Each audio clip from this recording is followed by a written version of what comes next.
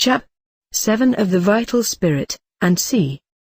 The vital spirit in the flesh and blood performs the office of the soul, that is, it is the same spirit in the outward man, which, in the seed, forms the whole figure, that magnificent structure and perfect delineation of man, and which hath known the ends of things to be done, because it contains them, and the which as president accompanies the new-framed young, even unto the period of its life, and the which, although it depart therewith, some smacks or small quantity, at least, thereof remains in a carcass slain by violence, being as it were most exactly co-fermented with the same.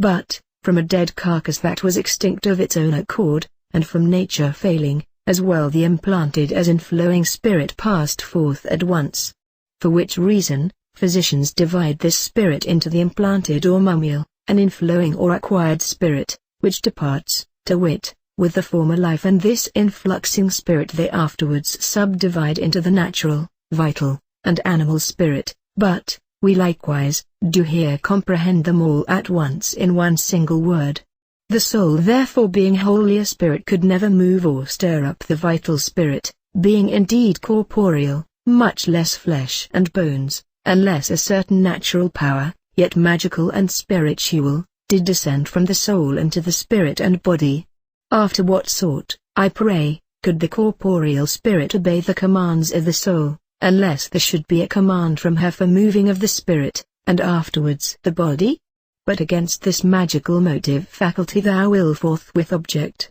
that power is limited within her composed body, and her own natural in, therefore although we call this soul a magicianness, yet it shall be only arresting an abuse of the name, for truly the true and superstitious magic draws not its foundation from the soul, seeing this same soul is not able to move, alter, or exceed anything out of its own body. I answer, that this power, and that natural magic of the soul which she exerciseth not of herself, by virtue of the image of God, doth now lie hid as obscure in man, and as it were lie asleep since the fall or corruption of Adam, and stands in need or stirring up, all which particulars we shall anon in their proper place prove, which same power, how drowsy and as it were drunk soever, it otherwise remains daily in us, yet it is sufficient to perform its offices in its own body,